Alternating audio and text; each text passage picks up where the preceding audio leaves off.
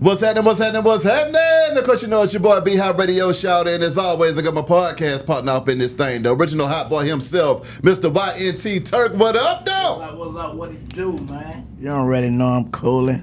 Nah, I mean, Turk. First of all, man, we got a young legend, a young OG, an Atlanta icon in this thing. I mean, I done watched this guy from the ground all the way to the top, #1 hits and all of that good stuff in this thing. Yeah. Hood Rich's own DJ Spinz. What up, though? Yes, sir. What's up? What's Oh, up? man. First of all, Spinz, you know, it's not all the time that I get a chance to sit down with a young OG that has a discography and catalog such as yours, man.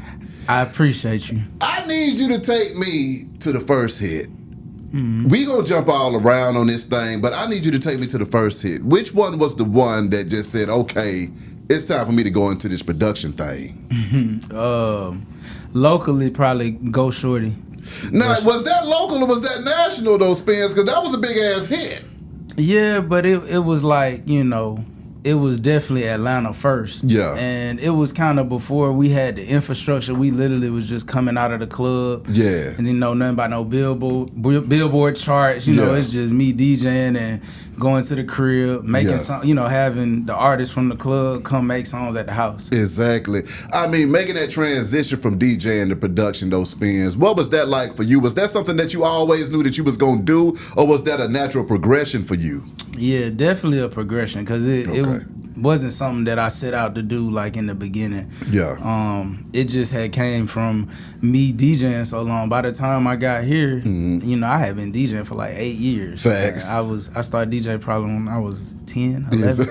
So, you know, when I got here, I was 18. Yeah. And it's like, you know, when I was blessed to come into a situation to where I could display my gifts and my talents, and I had a platform for it, even if it was just, you know, just one club. Yeah. But somebody gave me that opportunity, and I was very appreciative for it. So, you know what I mean? Being a young guy on the radio at that time, though, man, how did the radio impact your creativity and just momentum in the game?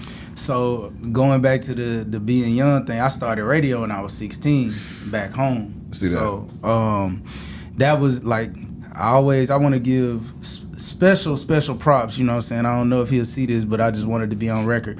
Ron Thomas, he was the program director at WFXA and at Augusta. Yeah. He saw me and my interest. I used to come out, they would DJ at the football games on Fridays at the high school. So I came out, and they had CDJs back then. So I know you know what CDJs are. But, you know, I'm just a kid living with my mom, and I'm like, these shits cost $1,200 a piece. Exactly. You know what I'm saying? Like, I ain't, you know, I had some starter turntables, which, you know, my mom got for me. Yeah. But once I figured that out, I was out there every week. Whatever game they was at, I was out there. So he saw my interest, and one day, just, I don't know what sparked him to do it, but he gave me a chance to go live on air. And that, giving me that opportunity and me seizing that gave me a show at 16, a radio show at 16. Do you think the DJs get the flowers and the props and the recognition that they should get these days versus when you was doing it? I definitely think it's been diminished, you know, from when I was coming up. But with just how technology's moved, you got social media now and playlisting, and it's kind of like, I look at it like the DSPs kind of replaced the DJ with the curator. You know what I'm saying? So just living with that, I think I was talking to somebody the other day, and I was like, damn, it's crazy. Like, when I came up, you used to go to the club or the party to break records. And then it ended up going widespread to the internet. Now it's the reverse. Yeah. They playing in the club was broke on TikTok. That's right. Broke on IG. You know what I mean? So I think it's definitely been diminished. And yeah, for sure. So why is it a big uproar, you think, instead of how you just broke it down, like with an overstanding of it? A lot of DJs, you know what I'm saying, they get real upset about the situation, you know what I'm saying? And you seem like you accept the change, you know what I'm saying? Like, where do that mindset come from and how you got to that point? Man, because honestly, like, I think the only thing consistent in life is change. So, you know, when you going against what is, you know, you going to be faced with resistance. Facts. So, you know, it's kind of just like, that's what it is. I've seen, you know, some of the, or like posts about, you know, people mad and stuff like that. And it's hard for me to really speak on an individual situation because, you know, I don't know what they going through or, you know, anything like that. But, you know, it's just, I think that's just what it is. Facts. You say that the DJ was replaced with the curator, but at one time you and Pretty Boy Tank were the curators of the city and the culture all together.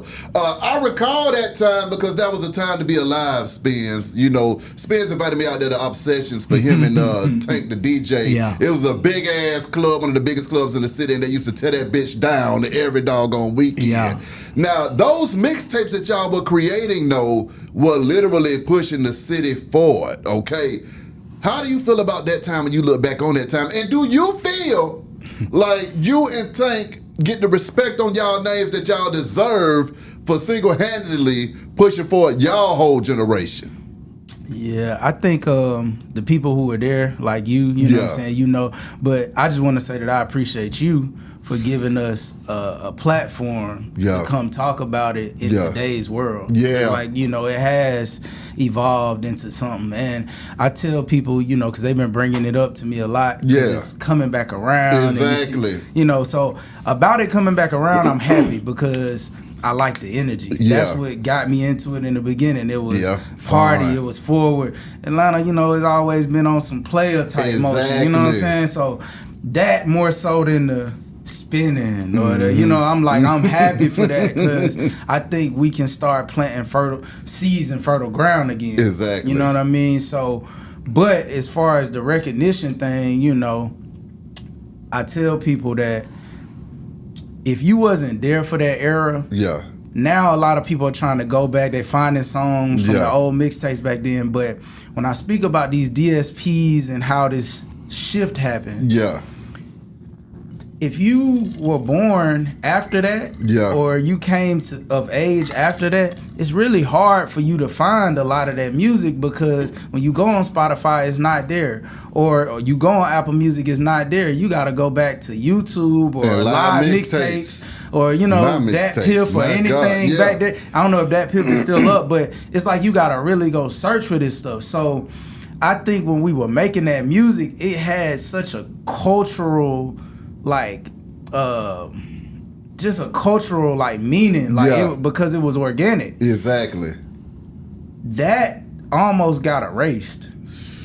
You know what I'm saying? So, how do you feel like it almost got erased? By the DSPs? I'm not just gonna say on purpose. It just was the transition of the game. Transition. So before that, we was kind of, like I said, in a gray area. Before that, it was physical CDs. Yeah. It was, you know, labels, situations like that. But that was the mixtape era. Yeah. So, like, if you remember the mixtapes, you go to the corner store, you go to the flea market, you know, you pull up to the gas station, you hear with somebody bumping, like, well, what that is, you know. Exactly. And then you go in to physically get it. Exactly. Then you had the platforms like Live Mixtapes, who they took it to a digital domain. Yeah. But it was no business in place. Exactly. Like it is now where DSPs, okay, it might be a small amount, but you getting royalties. Yeah. It's accounted for. Yeah. So all of that music, unless it was a super hit, kind of just went in a bay to never be seen or heard from again, didn't really make it over to the DSP era.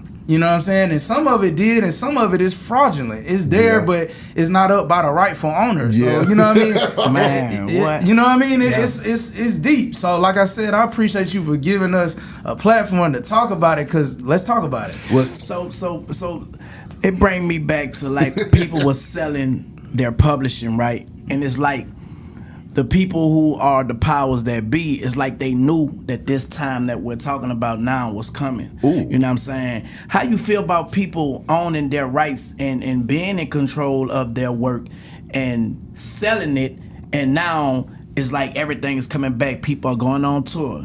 You know, the Hot Boys on tour again. You know what I'm saying? Like, the streams are going up. Them publishing checks coming in. Because I ain't sell my publishing, by the way. You know what I'm saying? Like, do you think that it's crazy, or they knew that this change was coming and they got ahead of it? You know what I'm saying? You know, I'm going to give you this money, but they about to make so much more off it. You know what I'm saying? Like, how you feel about people getting rid of their publishing and stuff?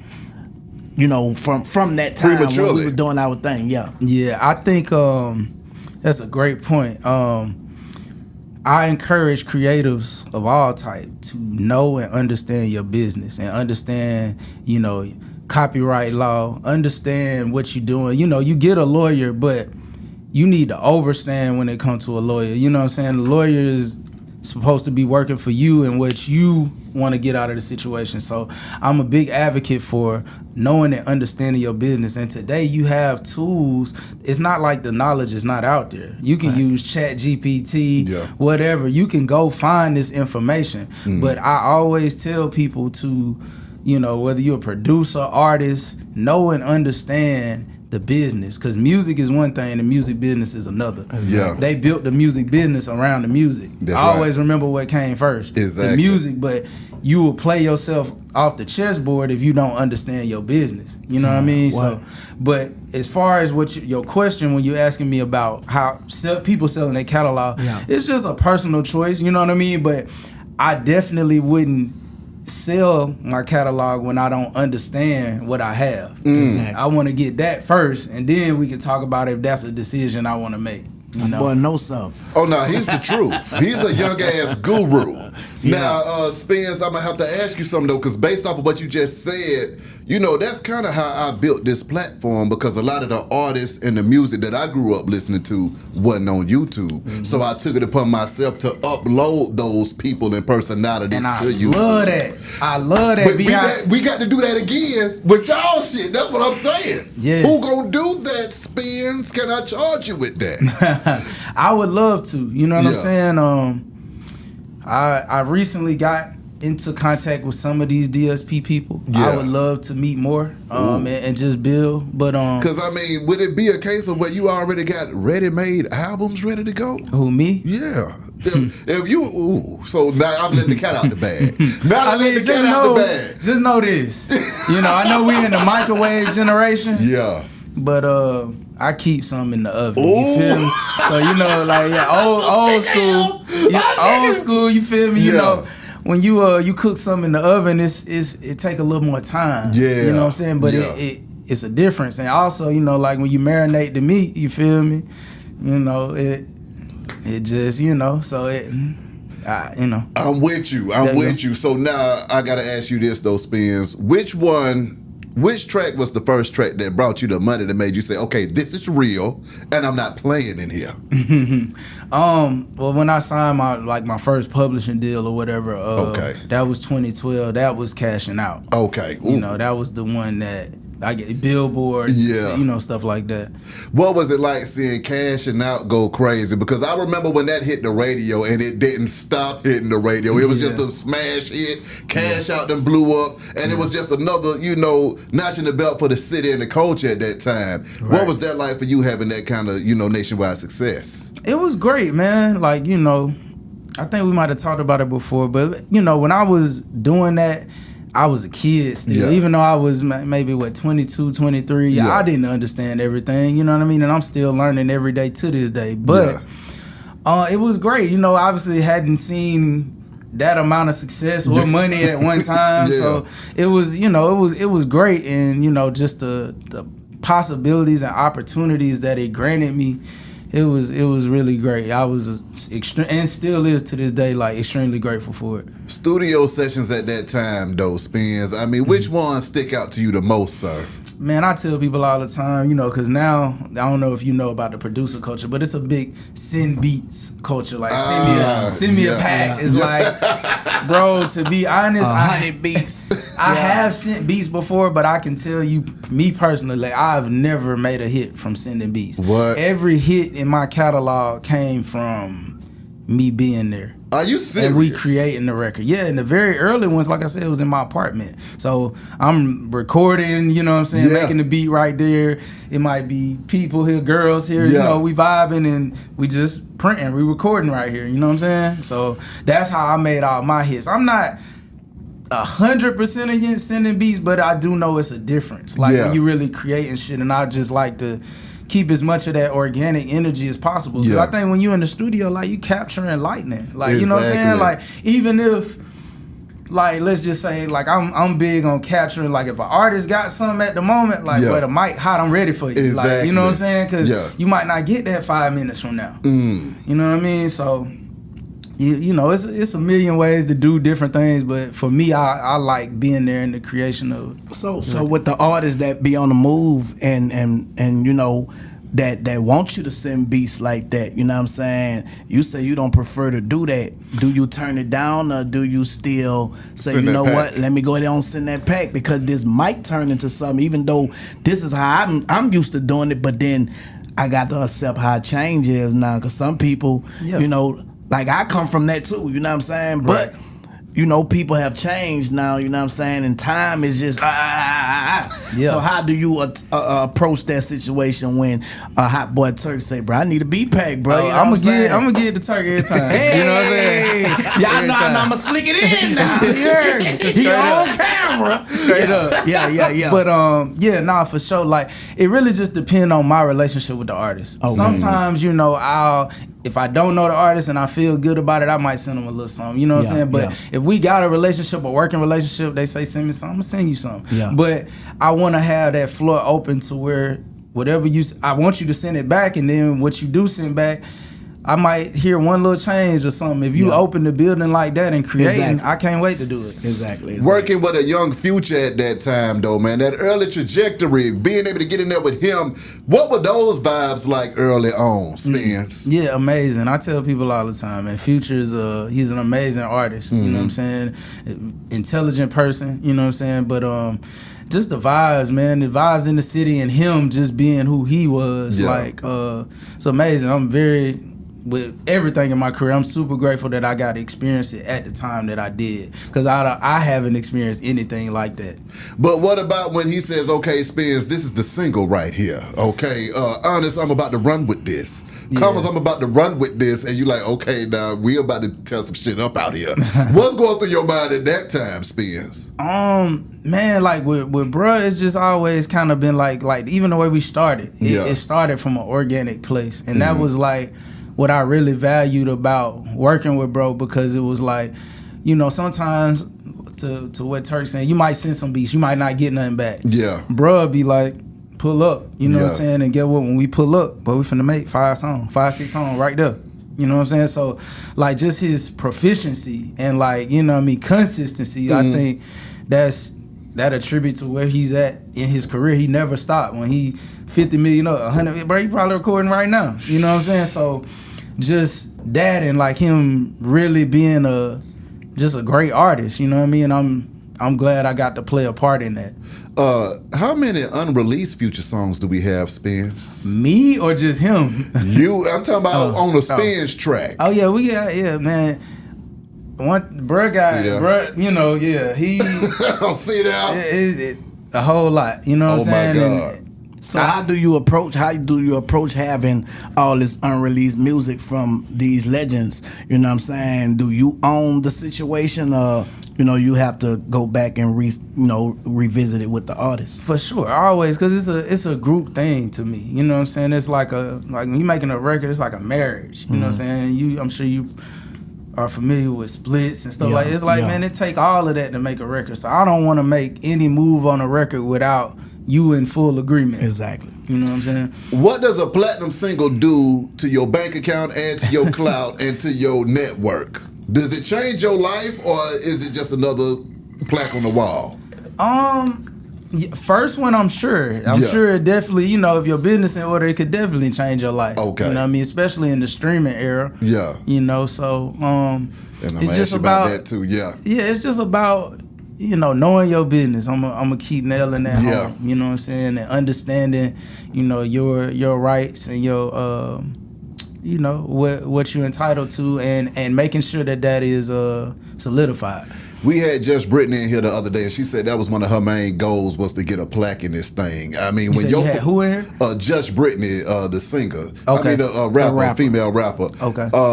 She said one of her main goals was to get a plaque. When those plaques start coming in, what does that mean to you though when they come in? You know what's so funny? You gonna laugh? Yeah. I've never purchased a plaque in my life. I said the same thing. I literally probably like with my RIAA certification, I could probably go get 60, 70, maybe right now, you know what I mean? But for me, like, you come to my crib and my spot, like, the only place I got is none of your black Spinz. Why? Me neither. Why you keeping it so real with yourself? It don't matter, B. That's why I was trying to explain to you. Now when you able to get those checks, man, and you know for something that you love doing and you could provide for your family, it would matter. The plaque is just a trophy. Yeah. There's a lot of people that'll get that plaque and ain't got that check. Hey, and that's how they get confused. Hey, so do you want the plaque? He ain't got your plaque, but you ain't got the check. So I ain't get the plaque. I wasn't worrying about that. So right now, them checks coming in, though. So they'll be like, well, Turk, you ain't got the plaque. Yeah. You don't got the check. You know what I'm saying? And I just throw it back like that. So my sentiments you know exactly. Yeah. Like that, it's cool, you know. Yeah. Like, and not to cut it off, but to bring it back to the awards. I went to the awards and Clarissa. Yeah. And Angel Angel Reese, I believe. Yeah. Clarissa would say, I thought the accolades mattered. You know what I'm saying? Because she didn't win, you know, the BET Award. Yeah. Angel, she won, you know, but it didn't matter, bro. All the things and the recognition of this and that, you know what I'm saying? It didn't matter because at the end of the day, the people gonna overrule all that. So you got to focus on your business in that check, bro. Fuck them plaques, but it's cool to have, I guess. Exactly. You know what I'm saying? Well, see, I have to ask you this then, Spinz, because see, Spinz never let his success go to his head. And when your success started getting crazy as hell, why didn't you let it go to your head? And it didn't give you no extra confidence or arrogance? Like, no, I'm out here snapping on y'all niggas. I mean, man, I tell people that I only know how to be me. Okay. You know what I'm saying? So naturally, this is who I am. Like everybody who knows me, you know me. Like, you know, humble, super humble, too humble, whatever. It's just me, man. You know me for better or for worse. So. Exactly. Exactly. The man came here talking about God, bruh, and that was a shocking, but not a shocking, because I talk about God a lot. Where did that come from? Because you know, you don't find too many people that talk about God the way you was just talking about God, like really having a relationship with God. Like, where did that come from in your life? Definitely, you know, my upbringing, my mom, my grandma, just family in general. But you know, that was kind of like just starting me on the right track. But life and seeing God and like meeting Him and building my relationship with Him, that's what keeps me where I'm at today. And like just like, you know what I mean, understanding that guiding force. It's like some people might go through life with, you know, they going through Apple, Google Maps or Waze or whatever, but that be my GPS. You know what I'm saying? Damn right. You know what I'm saying? So it's just like that's can't nothing change that. You know what I mean? So I use everything else as a tool, you know what I mean, when I need it. But that's first and foremost. Yeah, I hear that, huh? Come on now. 2 Chainz Ride, man. When that song goes crazy. How the hell did you and 2 Chainz link up? It's crazy. 2 Chainz was actually one of the first people to ever rap on my beat. What? He was actually the second person. Okay. The first person was Gorilla Zoe. 2 Chainz was the second one, a Titty Boy at that time. You know what I'm saying? But Scream introduced us. Okay. Because I got to shout out Scream for sure. What up, though, Scream? Whoa. Because he, like I said, when I moved up here, I was DJing, and he opened some doors for me with that. But then I was making beats because, like I said, it's just natural progression. Yeah. And he came to my dorm room one day and heard the beats that I was making. I was on like beat 18, 19, like to me trash. Yeah. Like, you know what I'm saying? But he was like, nah, bro. He was like, yeah, your beats kind of straight. I'm gonna start taking you around, you know, because he was doing the mixtapes when I go to people and, you know, just play your beats or whatever. Exactly. I'm like, okay, like, you know what I'm saying? Like, all right, you believed in me, yeah. Exactly. So first place he took me was to Block ENT over there with Zoe, and Zoe ended up doing something. And then the second place he took me was Old Nat with Titty Boy. Crazy. You know what I'm saying? First song we ever did was called A Lot of Hoes. Yeah. And then we just built from that. So we caught when it was still in that run of cashing out. I'm in the clubs and Tit was coming up, you know what I mean? So it was a good time. Cause that time too, it was like we tested the record. So when we make them, you know what I'm saying? I'm going right to the spot Friday night. And like radio. Radio came later, but yeah, I'm going to the spot. Like I'm finna feel the pulse and this motherfucker moving, you know what I'm saying? So that was one of the ones that, I was like, oh, okay. Hey, testing that record how we used to do it back in the days versus how we do it now. Do you think the record is being tested or the personality is taking over? Yes, personality for sure.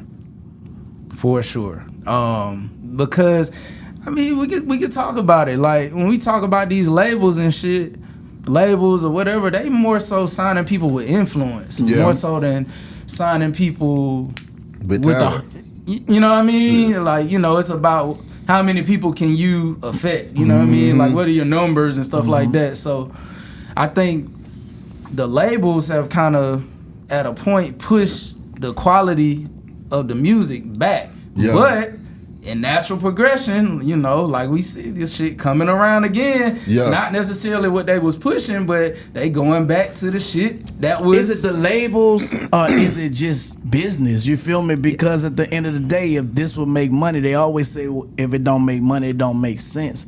So do we blame the labels? Who are in it for the business, or do we blame everybody who are doing business?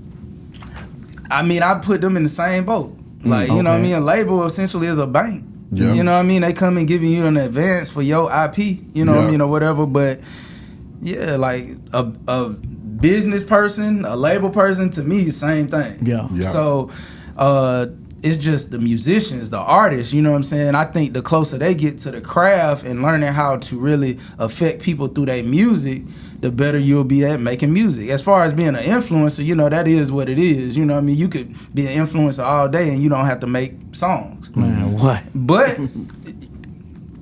to speak on influence, you got a guy like Kai, which I love what he's doing. Yeah.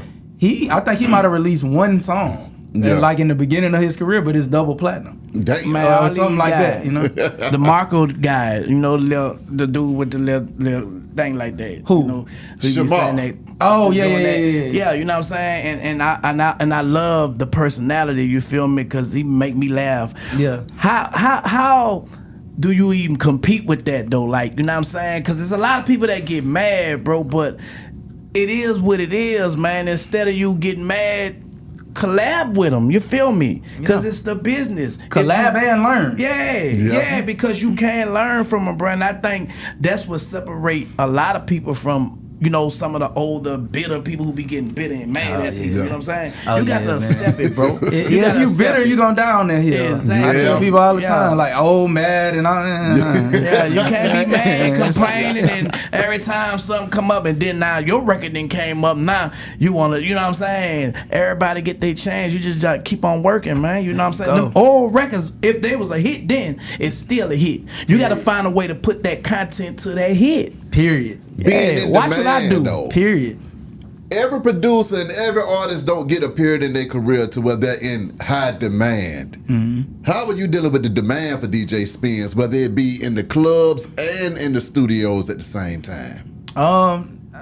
I didn't know. It wasn't like a calculated thing. Yeah. Like I said, I was young, so I was just taking it however it came. I can't say I was doing all the right things, but the wrong things that I noticed, I tried to correct them and fix them over time. You know what I mean? Get better. Yeah. Flex, Rich Homie Quan, man. How did that banger come about? Yeah, that R.I.P. Rich. R.I.P. Quan, yes, man. Love you, bro. Yes, sir. That came from when we was so basically in the producer community, a lot of people know about it, but basically there's a guy who came and gave us access to DARP, which was Dallas Austin old studio at the time. He came and bought it and basically opened it up he had his nephew that he wanted us to work with, but in that, he gave us the opportunity to basically have the studio. Damn. Like, so we basically was practically living there. Me, Metro, Sunny Digital, Southside, you know what I'm saying? We all was there.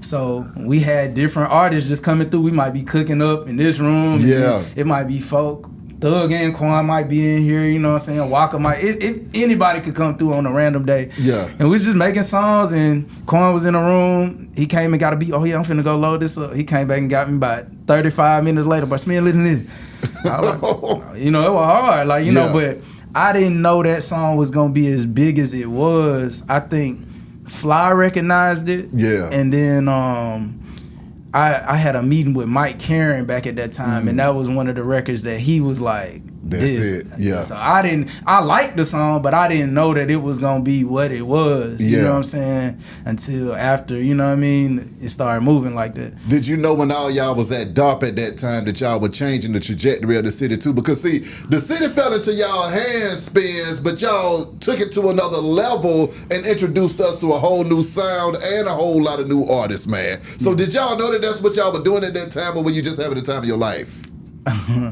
It was kind of, for me, definitely a little bit of both. Okay. Definitely having a time, because like I said, I was just going through it just in the moment. You know what I mean? But yeah, like the reverence that we get from it and just from people and stuff, you know, I see how monumental it was or whatever. And like I was going out passion, man. You know what I mean? And my feeling and that spirit, that internal GPS. What song did you make in there that you knew was a smash hit and was going out of the park? Man, it was a lot of records. I can't remember them, but I do remember it was more so like, even with our mixtapes, it was more so the grouping of a lot of shit going on at one time. So we had, I think it was a clip that surfaced from this party probably a couple months ago. I seen it, and it was like a release party we did where it was like Thug was there, Walker was. It was like when Danny Glover was coming out, Stoner, crazy.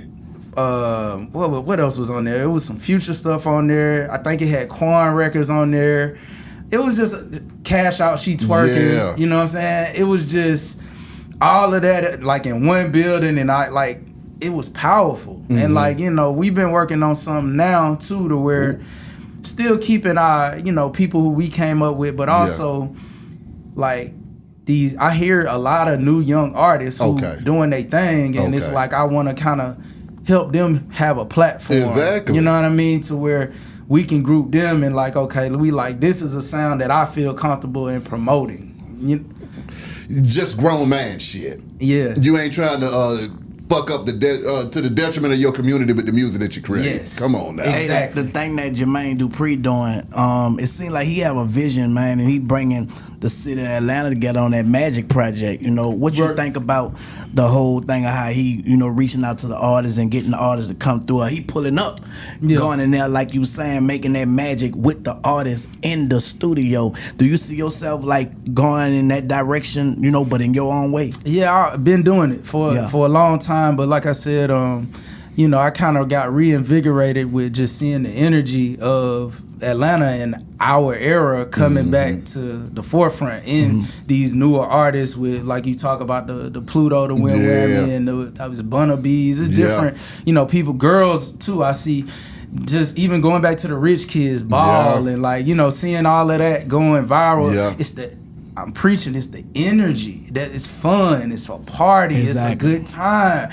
That was the allure to Atlanta. Like Atlanta, even before I got here, you know what I mean? That's why I respect the JD, he a legend, you know what I'm saying? So I love that he's reaching out and, you know, going to do this, you know, with newer artists and just, you know, I love to see that. So he kind of mixing it though with the old and the new. Yeah. You know what I'm saying? And I think y'all better look out, boy. Atlanta, they own to something now. Well, now folks is working together again too. How do you feel about, you know, I feel like we done came out of a storm now, and it seems like it's getting a lot better out here in these streets and in the industry as well. How do you feel about where we are now? And then I'm gonna take you back then. Yeah, cause that's what I'm saying. I'm like now, like, in that dark cloud, I'm like, I'm over here doing my Casman Collective jazz, cause none of this music is sparking me and interesting, you know, making me want to go make a beat. I'm like, man, I ain't finna make that type of shit. So I'ma just chill and go, you know, venture off into shit that feed my soul. That's right. But now it's like, oh, okay, now we back. Now, oh, y'all want to party? Oh, y'all want to have a good time? Okay, now I got something for you. You know what I mean? So I mean, when it comes to that party and to that time, though, I mean, it wasn't just the production part, it was also the mixing on the radio part. You scream Tank, when y'all get behind them turntables, a party's about to happen. Okay, how do you think that really helped with your creativity as far as your production? Big time, man. I tell people this too, it's like I'm a DJ first. Ooh. Period. So producing, like even on the tapes, like I ran into J Money recently, and he was giving me a spiel on that. He was, you know, reminding me of, you know, shit that happened. You know what I'm saying? And it was like, like I always been music first. Like if you bring me something, a lot of people in a business perspective is like, oh, I ain't produced that, or you know, oh no, we can't. No, I never, even to this day, no. Is it or is it not? Come on. You know what I mean? And if it's it, I think God might have blessed me with a gift to understand that. Yeah. You know what I'm saying? So I feel that. That's what I go off of. Like I'm a DJ, my ear, you know what I'm saying? And then with my production, it's like, I guess that's just an extension of that. You know what I mean? It's knowing the goal that I'm trying to hit, the energy that I'm trying to hit. And, you know, me putting it down is like, okay, oh nah, that might be. And then for me, even sometimes I'm not perfect. I gotta use people. That's the DJ part. It's like I might be playing beats, but then somebody or three people will come in and they like, oh nah, that. And I see how they move. Then I know, oh okay, you know what I mean. This is what's getting the people moving. Okay, and it's a lot of producers who are DJs before they start producing, like DJ Manny Fresh. You know, and you see how he became the legend that he became. Like big time. What producers that came before you who inspired you? Oh man, like I'm so glad you asked that question, bro. Definitely, you know, Manny is one of them for sure. Man, I don't want to forget nobody, but I do want to mention this guy in particular because I don't feel like he get the flowers that he deserves. Lil Jon. Period. What's up, Lil Jon? Like big. His voice overshadowed his production. Yes, but when you go into his discography, you know, bro, the man has been successful in like 6 different genres. Facts. Majorly successful. Facts. Like, and created his own sonic character, and even created a genre or 2. Exactly. Maybe a little more than that. That's true. So I feel like he don't get mentioned as much as he should, and I don't even know John, but thank you, bro. Salute. What track from Lil Jon you heard that just wore you out? Bro. It's too many, bro. I can't even. It's too many. You know what I mean? But yeah, John. You know, JD did his thing. You know, obviously West Coast Dr. Dre. For Louisiana, Manny Fresh. Atlanta. It's a lot. It's a lot of producers. I don't want to leave nobody out, but those are some of the ones that I grew up to. And you know, for real, let me not leave him out. For real, like you know, like Neptunes, crazy, like like all of that. I grew up on that. And I'm grateful because I could be an old nigga talking, but Spinz. I think the stats kind of prove it. So where, you know, I seen a recent poster where somebody was saying, I think it was a girl saying, I go to the club and I hear all this 2000s music. And the DJs was kind of clapping back. Like, I think Jelly posted it. And he was like, we playing this because this new shit don't do nothing. Exactly. Like, you know what I mean? And it's not, like, we could be hating on it, but we playing it and it's not doing that. But we play this. The party gets started. Old, young, middle-aged. Proof is in the pudding. You know. So what do you think it was, bro? Was it the beat? Was it the it was delivery? everything. Like what was it that make it different other than spinning and shoot 'em up and switching? hold on. So let me understand your question. Cause we still was shooting them up, bang bang. Yeah. We were doing that. Right. I think we was doing that, and it was a mixture. You know what I'm saying? The beats and everything, to me, they're pretty cool. But why do you think people are so tired of the spinning? Because of the indictments that came behind it? Just, we just tired of it. That's part of it. But okay, this is how I feel. Like when I was talking earlier about how a song is a marriage, I really think it's everything. It ain't, niggas got hard beats. Yeah. Niggas can rap. Mm-hmm. But that marriage of making a hit and making a song that moves the crowd. Like one of the best examples I give all the time is Waka, who's a person who came up in my era. You know what I'm saying? I met Waka from being Gucci security, him and Chaz and Dunk coming to the club, tearing that bitch up, and I'm just a young nigga DJing in there. But Waka was the first person to ever take me on the road as a DJ too. So I'll never forget when he brought me "Oh Let's Do It." Ooh. Like this is a known hellraiser, right? Yeah. But the difference is, and I feel like that and a lot of, where we getting tired of the music, he turned it to entertainment. Mm-hmm. And he did it well. So like if I'm just a regular person, I'm a civilian, if it's just super dark how you living on your hours, it's like, like I'm not living like this. Probably gonna be disinterested, and then like you say, you see people getting killed, and people, mamas crying, and you see real the fruit, life. You see the fruit that this tree bear. Yeah. Mm-hmm. But on the flip side, like a Waka Flocka type situation, okay, yeah, violence, all sex, drugs, money has been existing, but we turned it to WWE. Yeah. All of a sudden, you got kids, regular people. When you hear the song come on, it's entertaining. Yeah. And that's through the marriage of the production and the song being like moving the people. And it's not just dark. It's like you took that energy and turned it into something different. Yeah. You know what I mean? So when I hear "Oh Let's Do It," yeah, he talking about real, I fucked my money up, now I can't real. He talking about real street shit. Yeah. Mm-hmm. But when that bitch come on, it feel like it's a party. It's a party, you know what I'm saying? So if it was the same, and to me, I think it was the same, and I think that's why a lot of youngsters be like, well, y'all did it, so we doing the same thing that y'all really did. Yeah. But I do think the media, you know what I'm saying, all the propaganda behind the media, it kind of like program your mind to think that you have to live this way in order to enjoy yourself or be successful like they are, you know what I'm saying? Like it's promoted like that. Yes. It wasn't promoted like that, you know what I'm saying? How they promoting it now.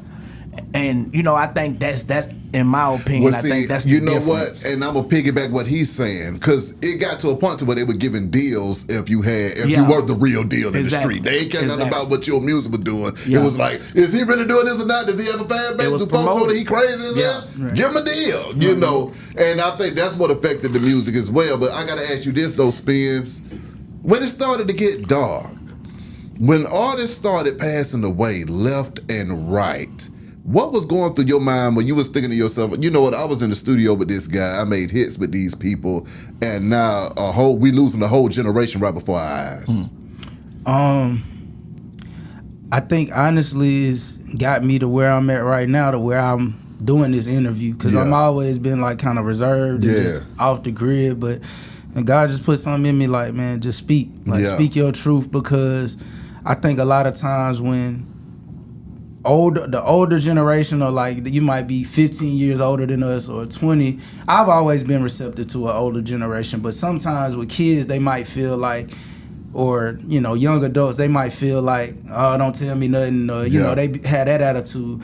But what I feel like was put on my heart is like, I don't know if I can affect everybody, but I know I can affect somebody. That's right. So the stuff that I've been through and that I've seen happen before my eyes, if somebody's receptive to what I gotta say, then I can give some value to them to where they don't have to make them same mistakes. Exactly. Yeah. You know what I mean? Yeah. So I think it's just about becoming aware, and also the want to become aware and like learn to change your trajectory. You see all these folks dying. If you keep doing the same thing, you gonna probably go down the same path. Yeah. But if you want to make a change, then Yeah, like I've been in the music industry, but I'm still here, and I'm a testimony to where I didn't have to succumb to that. They might, like how you say, you feel like, oh, that's what you gotta do. Yeah. Nah, you ain't gotta do none of that. You know what I mean? It's a choice. Exactly. Being a testimony before they turn it into a messimony, man. You know what I'm saying? Straight up. What are you doing today that you want the people to know that you're doing today? Man, thank you for asking. I built this collective called the Cashmere Collective. So this has really been, I consider it my day job. This is what I do on a day-to-day basis. And I see it as a community service effort, but I'm really in phase 1 now.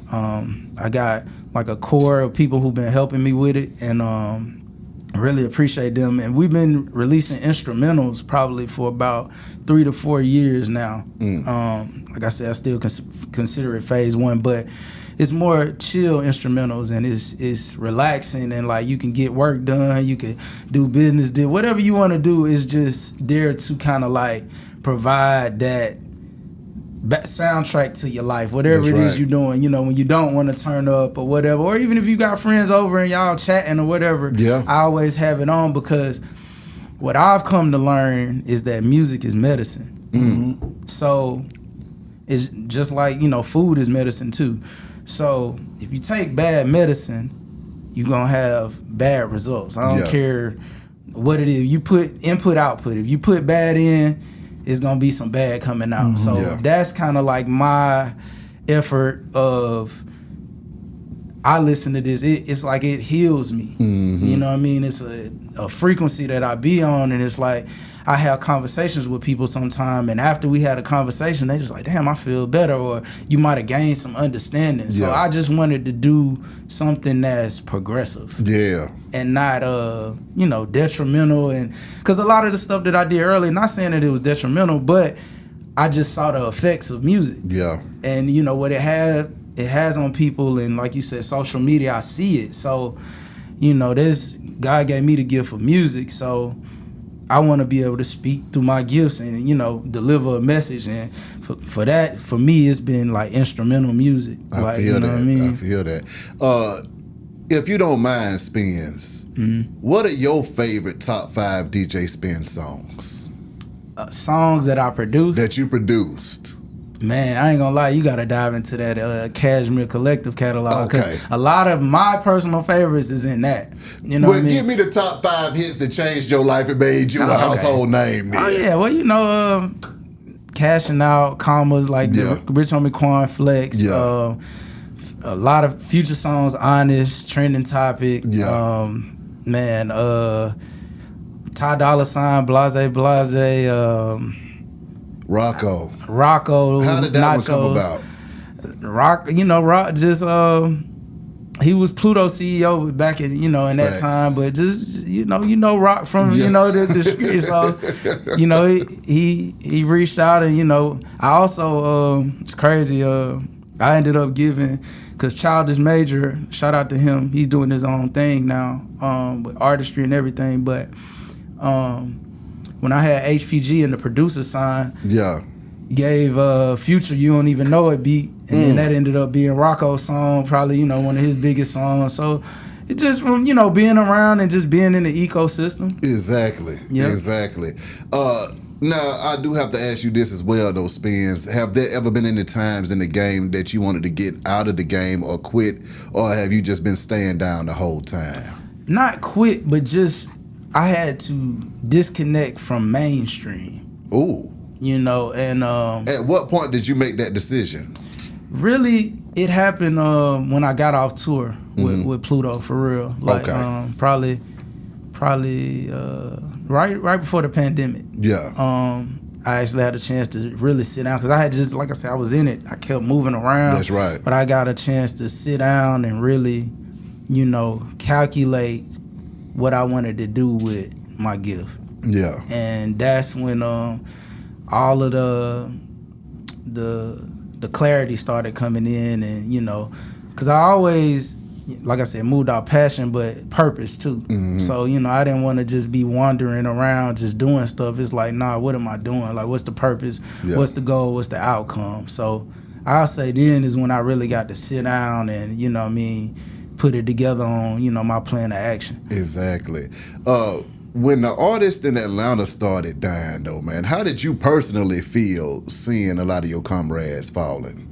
Man, it always hurt. You know what I'm saying? It always hurt. But just also wanting to spread that awareness, you know, to like I said, light a candle to where I can, or somebody else who, you know, it's like I try to learn from everything. That's right. So, you know, I don't want us to keep going down this wrong. When we see it's not working, let's go back to the huddle and, you know what I'm saying, make some new plays because we see this burnt. Exactly. You know what I'm saying? Exactly. Like, you know, I'm trying to keep encouraging my new youth to burn out. Exactly. And crash out. Like, I ain't with that. Now, did you ever Did you ever thought about are you considering like signing other artists?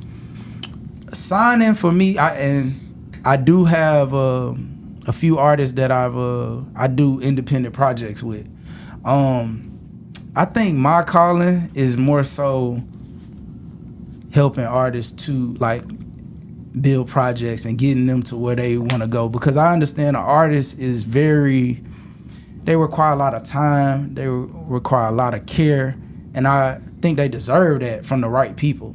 So I know I'm running my ship, and for me, I gotta focus on what I got going on, and I'm gonna help you in what we do, and I'll always be there for you, but I want you to get with somebody who can go 24/7 for you. You know what I'm saying? And then when they got the facilities, you know what I mean, then I just want, you know, that. But I'm not against holding nobody just to say, oh, I found you first. I ain't on that shit. Like, because people be doing that, and I don't like that too. I want to talk about that too, man. I don't like that. You be holding it. You ain't doing nothing with just this nigga. You holding your nuts on the nigga, man. Like, come on, man. Have you ever been through that situation yourself? As far as somebody holding holding you back or holding your production back, or a beat you know was one of those ones. Like, when you gonna drop this shit, nigga? Go ahead, you know what I'm saying? And drop that shit, nigga. Now it's time. Like, meaning like an artist recorded a song and he holding it. A label, because sometimes the labels will sit back and be like, nah, you know what I'm saying? We putting that track on there. Yeah. Well, I never had a record deal, so you know what I mean. I only had a publishing deal. So break that down for somebody like me that don't understand. What does that mean? What's the difference between a publishing deal and a record deal? He get more money. So a record deal is for a recording artist. Yeah. You know what I'm saying? A publishing deal is about your publisher share of your royalty income. Okay. So of the sound recording. Yeah. So, you know, that's like a facet of your income. Okay. As a record label, you know what I mean, and a recording artist, a lot of times they come in to sign you and your likeness, your name. Yeah. You know what I'm saying? Or, you know, in the they era, own you. You know what I'm saying? So, you know, do with that as you will. How do you feel about the change, though, from analog to digital with the streaming and stuff like that, whereas y'all were passing out the mixtapes and the CDs and selling them and stuff like that, to where it's all about the streams? How did that impact the money and the game to you? Man, unpopular opinion, right? Okay. I'm not mad at streaming at all. I actually, the pay could be higher. Yeah. But says the man with 60 plaques at home. I wouldn't be mad at the streaming either if I got 60 platinum damn and gold plaques. But no. See, all right. So this is what it breaks down to, and I know cut on them plaques too. I just made it make sense because of you. Hey, I'm gonna tell you this though, B. Them plaques do not determine those checks. You see what I'm saying? And you just. I don't want people to just get it misconstrued. Like, I totally understand what you're saying. And these checks. But Spinz got his business together, so those plaques are basically a reflection of his success. Okay. So I done lost the question. What we was at? What was the question again? From analog to digital, and you were saying unpopular opinion that you not mad at streaming. You ain't mad at streaming. Okay, boom. So I think Turk can understand me when I'm talking about this, right? Mm-hmm. So back in the physical era, right? Yeah. You got your first week and, you know, your sales, your units, stuff like that, right? I think it was a lot harder to track that stuff versus now where it's like you know, and also to shelf life of like, okay, when you put out this album, your first week is important because as time goes on, you're gonna fall further and further back in the shelf, right? Yeah. But with streaming, it's like you got an unlimited catalog of all music. Yeah. Exactly. And every time somebody stream your shit, that is a transaction. Exactly. And that is a royalty added. So it don't matter if you made the song 30 years ago. Yeah. You ain't gotta, you know, like if your shit in order, you really ain't gotta go necessarily track nobody down because it's tracked. Exactly. So you can make money forever and ever. And it go back to what he was saying about these catalogs now being worth more than they've ever been worth. Ooh. You know, think about that. Yeah. Yeah. How many streams does one need to make to be able to say, you know what, I'm in the game and I'm doing well? What should be the goal for a new artist? Depending on how your business set up. Ooh. Be them streams don't count for a thing, man. You know what I'm saying? Like, it all come back to your business, you know what I'm saying? And how it's structured. You feel me? And ownership to me is everything, you know, but everybody don't get to own nothing if they ain't bossed up. You know, sometimes you have to give up something in order to get somewhere, but the more you know, the more you learn. You know, you learn about the monetizing. You learn about, you know, that content is king. You learn all the things that's going on to make you money with your merch, touring, outside of you just putting out the music. You know what I'm saying? You got to add other passive ways to, you know, get that income coming in. Well, now, I understand that, but I could tell a nigga from YouTube, you don't have to do 1 million views every damn video to make some money. So that's why I'm saying, nigga, how many streams should be a goal, would be a normal, obtainable goal for somebody that's coming into the game. So you'd be like, okay, somebody might wind up doing 1 million streams a month. But that ain't nothing. That's some pennies. So that's what I'm saying. How many would you need to do to be able to say, I'm living off of my creation? I gotta stand on what I said. It just depends on your business. You know what I mean? Because it, you know. So even with a stream, when they breaking it down to where you getting a 0.3% of a penny, is somebody cutting into that too? Is that what y'all telling me? Of course. They cutting into your point 0.003 if you allow it, absolutely. They cutting in it, bro, and that's why a lot of artists are on tour. They using all these social media platforms. They doing merch. They doing image likeness, and they doing sponsorships and all this other stuff to be able to create revenue, because you're not gonna become rich off of streams. It just, you know, impossible. Well, see, I've seen some independent artists though that was saying that I was making more money off my streams before I signed my deal and had to buy themselves out their deal because the deal just wound up cutting into their streaming money they was already making. Who said that? I don't want to air them out, but I done heard that one happen before. They're like, I had to buy myself out that deal because them niggas was cutting my damn streams and they wound up taking my goddamn money. I don't know. For me, man, I just think just being an all-out hustler and having your business right is the way you're going to make the money, you know? So just focusing on the streams, me personally, I don't think that'll get it, but it adds up, you know what I'm saying? It all adds up because it all come together at the end of the day. You know what I'm saying? Like back then, you know, you have a million records sold and you have 1 million plaque. People went in. That's the people went got 1 million records. You know what I'm saying? Physical records. But these days, it's not the same far as the streams. You know what I'm saying? You need billions to count for millions. You know what I'm saying? So it's just different, man. It's a lot different. Where do you see the game going now, those Spinz? With the reemergence of that time, man. First of all, we hadn't got a chance to delve into that. How do you feel about the time rewind going back to the future in here? I love it. Talk to me. I love it.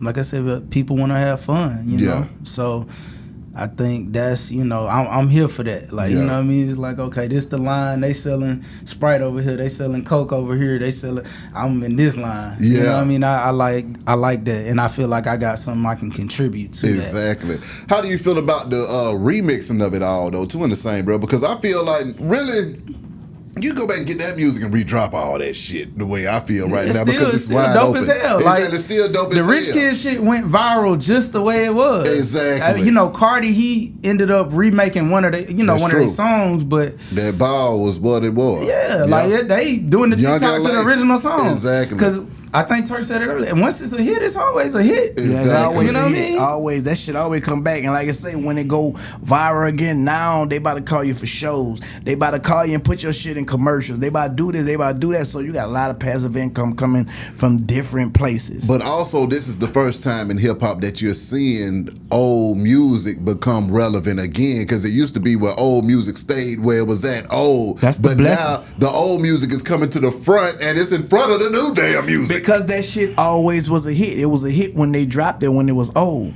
So when it resurfacing, you know what I'm saying? It's like, damn, this shit hitting. And a lot of people is remixing and remaking all of the old shit, and people don't know until, you know what I'm saying? We have things like social media, YouTube, and this, that. Yeah. You have all these so-called old people saying, that's my shit. Yeah. You know what I'm saying? Yeah. But, you know, like, embrace it, man, and do the remixes and make it a new old song. To me, I think, you know what I'm saying, working together, gonna bring in more cheddar, man. I love that. And you know what the old folks say, the cream always gonna rise. Exactly. It might take a little time, but it gonna rise. Lastly, Spinz, where do you want to see this game go, man? In a perfect world, what would you want to see happen in Atlanta and across hip hop?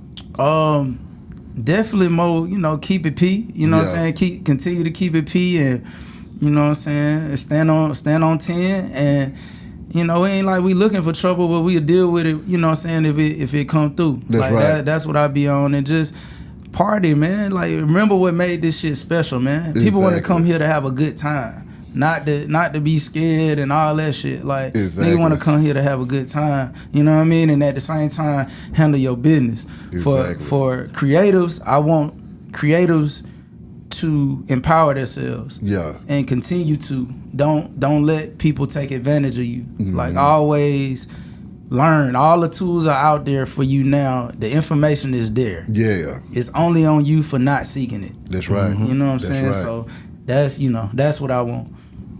Also, what was your favorite time during that time, though? Because I mean, it seems when I look back over those years, that was just a long-ass, good-ass time. You feel me? What was your favorite time during that time, Spinz? Man, all that shit was fun. Like, I mean, you know, from me first DJing, when we started with I was just doing another interview, and we was talking about, like, the first song I can officially say that I just broke, like, organic. When in my first spot I got here was K-Camp All Night. And then, you know, after that you get the Rich Kids, and then you get the Travis Porters. And then you get the, you know, well, Gucci was going crazy at that time, and you get the Walkers, and then you get the Roscoe Dash, and then you get the Pluto, you know what I'm saying? You know what I'm talking about. Future. You get the 2 Chainz. I like seeing all of that, you know, literally come from the ground as a seed and manifest right in front of your eye, man. All of that shit was fun, bro. What was the commonality in all of that, those Spins, that allowed all of those folks to be stars? And what do you think happened to the soil to where we can't get 15 stars coming out the city at one time again?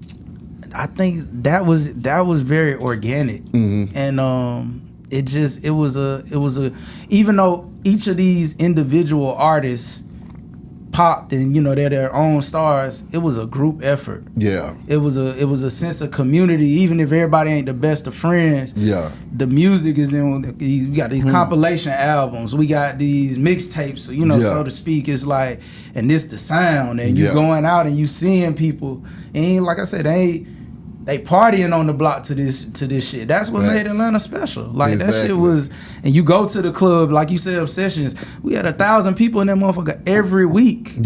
Every week going crazy, like partying. Niggas gotta let them egos go, B. I agree with that. Them egos is holding everybody back, from the legendary groups, the groups that are now. Because you see groups coming out now, they making hit songs together, and then they create this space between themselves, you know what I'm saying, and they fuck up something that didn't started as a group. If it work, keep it working, man. You know what I'm saying? Let them egos go, y'all. For real. Spinz, you was a part of the nightlife and the soundtrack at one time, man. And they go hand in hand back then, for sure. How did you feel when you saw the nightlife die and the soundtrack switch on your ass? I mean, it just was natural progression, you know, or could have been unnatural progression, but because we see what it's coming back to. Yeah. But it's just, it was what it was. Because I mean, that nightlife back then, every night was a damn party in Atlanta. Yeah. It was literally people wanted Monday to go out. Sunday. It was a good time. Exactly. You was gonna party every time you left, but this man was literally, him and Tank were the head niggas in charge of the clubs and the damn soundtrack. Do you think us getting older play a part in it? You know what I'm saying? Because the older you get, I think the more chill you get, and it's like, I don't have time to be like that no more. Do you think it's the age, or do you think it's the music? Says I think it's the both. man that just sold out State Farm Arena to 15, 20,000 folks, everybody 35 and up in there. Yeah. But that's our generation. So they brought their asses out for that, didn't they? But we bringing it back to that time, like he's speaking about. We talk about just the time of what time right now.